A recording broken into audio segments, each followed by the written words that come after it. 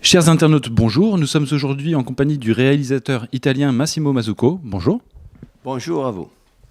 Alors nous sommes venus à votre rencontre à l'occasion de la projection de votre documentaire 9/11, le nouveau Pearl Harbor, projection organisée par l'association Reopen 9/11. Vous êtes cinéaste, donc vous avez commencé votre carrière en 1983. Et puis vous avez commencé à faire des documentaires à partir des années 2000. Vous avez notamment réalisé The New American Century en 2006, donc le nouveau siècle américain. Vous avez également réalisé L'autre Dallas en 2008, Cancer, traitement interdit en 2010, et enfin la véritable histoire de la marijuana en 2011. Donc concernant ce documentaire sur le 11 septembre, qu'est-ce qui a motivé donc, ce deuxième documentaire, puisque ce n'est pas le premier? Alors la raison, parce que je fais ce documentaire, il m'a pris 3 ans. Vous avez dit 2011. De 2011 à 2013, pour 3 ans, je travaillais sur ce film-là, le nouveau Pearl Harbor. La raison parce que je fais ça, c'est un peu compliqué. Jusqu'à 2005, le débat sur l'11 septembre était réservé seulement à l'Internet. À partir de 2006, il est sorti dans les médias mainstream, dans quelques pays, pas tous les pays. Par exemple, en France, malheureusement, il n'est pas sorti vraiment, il n'a pas eu un débat vraiment. Je pense qu'il faudrait avoir one. Mais en Italie, on a eu la chance de montrer mon film là. Là, le débat est explosé dans les médias mainstream. Et il y avait un jour que tu pouvais pas parler de 11 septembre. Le jour d'après, tout le monde voulait parler d'11 septembre. Ça, on dit quelque chose de très intéressant, comme les médias fonctionnent aussi. Parce que c'est très intéressant que les médias, c'est pas vrai qu'ils ne veulent pas toucher de tout, une chose comme ça. Ils ne veulent pas toucher jusqu'à un moment qu'ils comprennent que les gens, ils veulent savoir. Quand ils comprennent qu'il y a la curiosité de part de les gens, alors les médias arrivent comme des sharks, comme des requins. Ah, OK.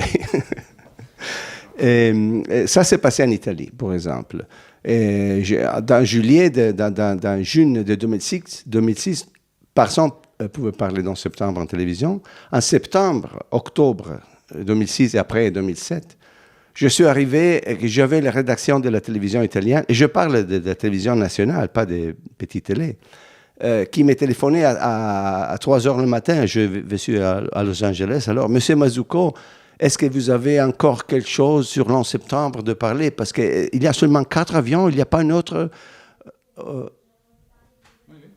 Ah, OK. Non, je pensais que tu voulais dire quelque chose. J'avais une question après. Justement, je voulais vous demander, en fait, parce que la différence entre l'Italie peut-être et la France, c'est qu'en France, on n'a pas eu de politiciens ou d'anciens politiciens qui ont parlé du 11 septembre en disant que peut-être la version officielle n'expliquait pas tout. En France, on n'a pas eu de politiciens, et donc c'est vrai que les médias sont peut-être plus frileux pour parler du 11 septembre en France qu'en Italie. Je ne sais pas si c'est une question de politiciens. Oui, c'est vrai, nous avons eu un politicien très important, Giulietto Chiesa, qui a épousé la cause du 11 septembre. Il a donné beaucoup de publicité, ça c'est vrai. Mais ça, ce n'est pas suffisant. Je pense que c'est une question aussi psychologique. Vous avez un président différent en France dans les années 2004, 2005, 2006, pendant les années Bush, que nous avons en Italie. Berlusconi, il était beaucoup plus laissez-faire sur cette chose-là. En fait, mon film, le premier film que je fais sur l'11 septembre, était diffusé par Canale 5, c'est-à-dire le principal channel TV de Berlusconi. C'est pas la gauche, Berlusconi n'est pas la gauche du tout.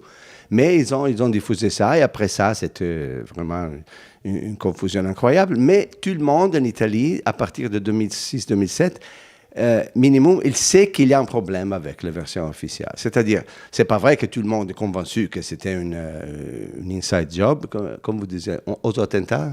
Oui, attentat sous faux drapeau. Attentat sous faux drapeau. C'est pas vrai que tout le monde est convaincu de ça, bien sûr, mais Et tout le monde sait qu'il y a un problème avec l'histoire officielle du gouvernement américain. Ici, en France, malheureusement, il n'a pas passé. J'espère qu'il va passer tout de suite. Ça, c'est aussi une des raisons pourquoi je fais la version française du film. Parce que je sais que les Français n'aiment pas beaucoup de regarder la version étrangère avec les sous-titres. Alors, je pensais, bon, avec Réop, on a fait la version française. Et j'espère qu'un jour, tôt, va être utilisé pour faire une discussion sérieuse sur les attentats du 11 septembre. Parce qu'il y a beaucoup de choses qui dépendent de ça qui est vraiment passé dans ces journées-là. Alors, c'est important d'avoir une opinion précise sur ça. Je ne dis pas que je ne veux pas convaincre personne de ça que je crois, mais je voudrais que tout le monde est informé, bien informé, après il prend sa décision personnelle et pas écouter seulement le média officiel parce qu'ils ne sont pas vraiment objectifs. Alors, vous avez publié il y a... On va revenir un petit peu sur le 11 septembre à la fin de l'interview, et ce que ça a changé au niveau géopolitique, au niveau mondial. Mais vous avez publié il y a un an une 50 questions, 50 questions, à l'intention de ceux qui sont sceptiques, enfin, qui croient à la version officielle, et donc qui sont sceptiques par rapport à ceux qui exposent des théories alternatives. Et parmi ces 50 questions, j'en ai relevé quelques-unes qui étaient vraiment intéressantes. Donc, si vous pouviez développer un petit peu. Alors, vous parlez de l'événement, notamment...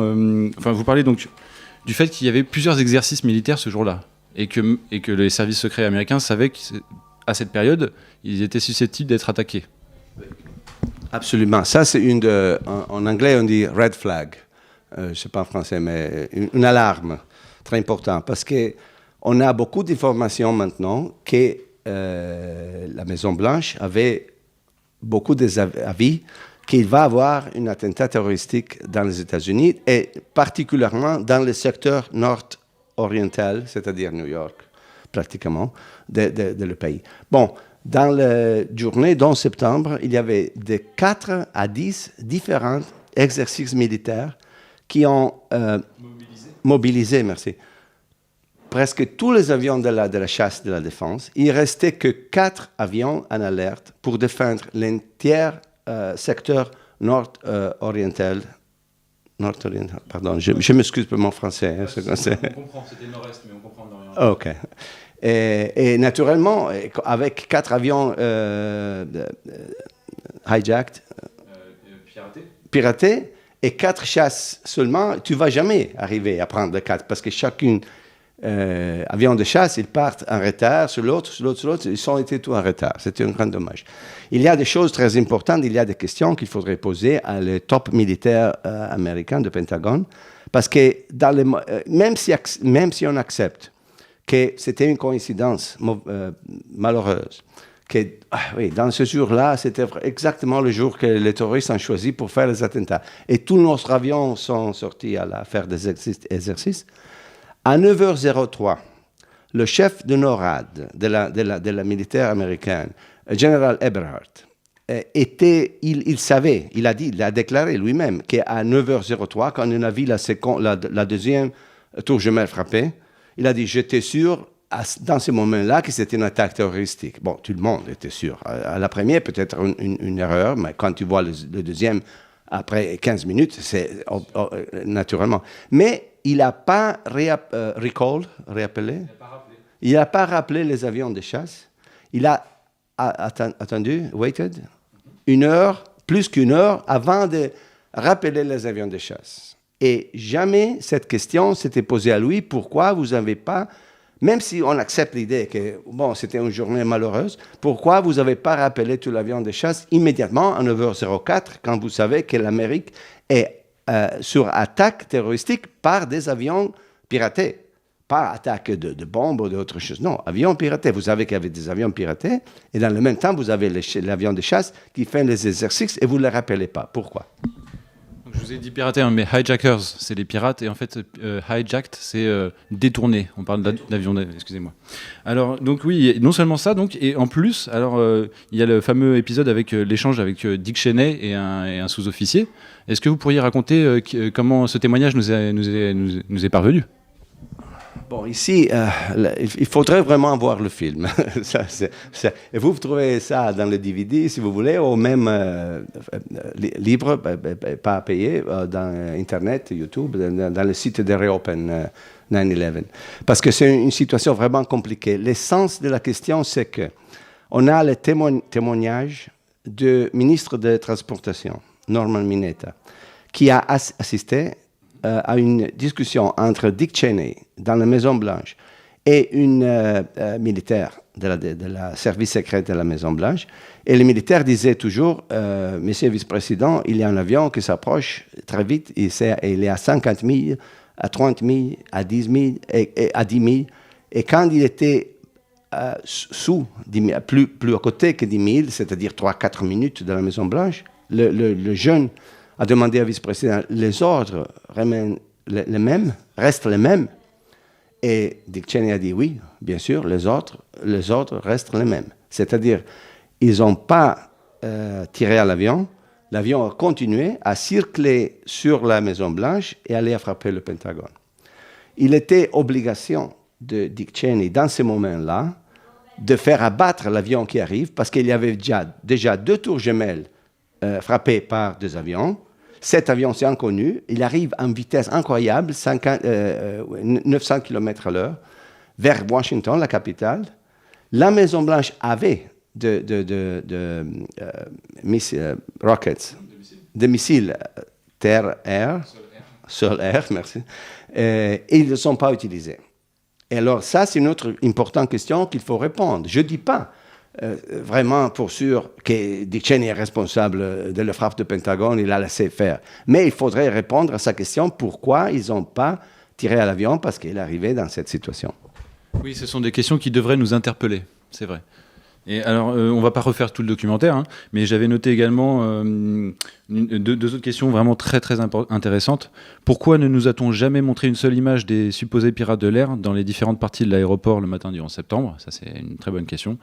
Et également, une des dernières, étant donné que les téléphones de bord sont alimentés par le système électrique de l'avion, comment une ligne peut-elle rester connectée 45 minutes après la désintégration complète de l'appareil au sol? Là encore, c'est des questions... Ils sont 2 questions différentes. La première question regarde le fait qu'on n'a pas vu une seule image d'une de 19 soi-disant terroristes pirates dans les aéroports le matin d'un septembre. Alors, si vous prenez une chocolate à supermarché, vous avez 4, 5, 6 ou 7 caméras immédiatement qui vont voir ce que vous faites. Mais là, on a 19 personnes qui ont détourné 4 avions différents et on n'a pas montré une seule image, une photo, à le check-in, à le waiting board, à le waiting room, waiting lounge, avant de faire de border l'embarquement, et ça, rien. Ça, c'est une chose il faut que le journaliste pose sa question. Je ne dis pas que le journaliste, il fait déclarer que c'était un attentat sur faux drapeau. Merci. Mais il faut minimum poser la question. Monsieur, est-ce qu'on peut voir peut-être l'unique photo que tout le monde a vue, l'unique image, pas une photo, c'est une image de la caméra de sécurité, que tout le monde a vue, des soi-disant pirates, c'est une image de Mohamed Atta et son copain Abdulaziz Al-Omari, mais ce n'est pas dans une des 3 aéroports d'où sont partis les avions détournés, c'est dans un autre aéroport, plus avant le matin, à 5 h le matin, 4 h le matin, un avion de connexion de Portland, Maine à Boston. Alors, pourquoi on a une photo de cette personne-là qui aborde un avion à Portland pour aller à Boston, mais il n'y a pas la même photo de la même personne à Boston qui monte dans l'avion à partir à Los Angeles? Donc, oui, vous parlez de l'escale, alors c'était à 5 h du matin, c'est ça? L'escale, parce que vous n'avez pas de connexion, en français on dit escale. Voilà. Très bien, oui, c'est vrai que ce sont des questions vraiment qui devraient nous interpeller. Donc, alors par contre, c'est vrai que vous ne parlez pas vous parlez plus peut-être vous ne parlez pas beaucoup en fait de New York et par exemple de la nanothermite. Alors pourquoi? J'ai décidé de ne parler pas de tout de la nanothermie, pas non beaucoup, pas de tout. Je parlais avec, pour ceux qui connaissent le problème, je parlais avec Neil Sarrit, que c'est une des scientifiques qui a trouvé et a démontré la présence des nanothermites dans la poudre de la tour Gemelle. Et je dis, écoute, je ne veux pas parler des nanothermites dans ce film parce que je ne veux pas offrir des solutions. Et après, je vous explique pourquoi. Et Neil Sarrit lui-même m'a dit, tu fais bien parce que c'est beaucoup mieux de poser les questions et pas donner les réponses. Dans le moment que je dis, le tour Gemelle était frappé ou était détruit avec de la nanothermite, la discussion bouge sur la nanothermite. Oh, c'est pas possible, c'est pas la nanothermite, c'est trop cher, on ne la trouve pas, combien il faut avoir. Et immédiatement, c'est moi que je dois démontrer, démontrer que c'était ça. Je ne veux pas démontrer rien, je pose des questions, je vois des tours qui tombent à une vitesse que c'est impossible. Après les lois physiques qu'on connaît, je demande qu'est-ce que c'est qu'elle a fait tomber. C'est à eux qui ont menti à moi de me dire qu'est-ce qui s'est passé, qu'est-ce qu'ils ont utilisé. Ce n'est pas à moi de le proposer. C'est un choix que je fais. Et je pense que si tout le mouvement en septembre dans le monde s'arrête de proposer des solutions, parce que maintenant, il y a les théories compétitives. Il y a une théorie qui dit que c'est la nanothermite. Il y a l'autre théorie qui dit... Et comme ça, le mouvement se divide et les autres restent là, regardent et rient. C'est à eux à donner la réponse. Nous savons que ça qui s'est passé, ça qu'on a raconté, c'est pas possible, c'est pas vrai. Après ça, c'est à vous de nous dire. J'utilise toujours un exemple très stupide, mais très efficace. Un mec, vous dites une personne, un mec, vous dites un mec retourne chez soi trop tôt et trouve sa femme dans le lit avec quelqu'un autre. Et la femme dit, oh, mon amour, c'est pas, it's not what it looks like. C'est pas que tu crois. Bon, c'est à le mec d'expliquer qui est l'homme dans le lit ou c'est à la femme d'expliquer qui est l'homme dans le lit. Tout ce que l'homme sait, c'est qu'il y a quelque chose qui ne marche pas dans son lit. Mais c'est à l'autre à expliquer. Ce n'est pas lui à deviner qui est la personne là. Très bien. Eh bien, Massimo Mazzucco, je vous remercie beaucoup pour cette interview. Et je vous souhaite une très bonne projection donc, tout à l'heure. Merci beaucoup à vous et au revoir. À la prochaine fois.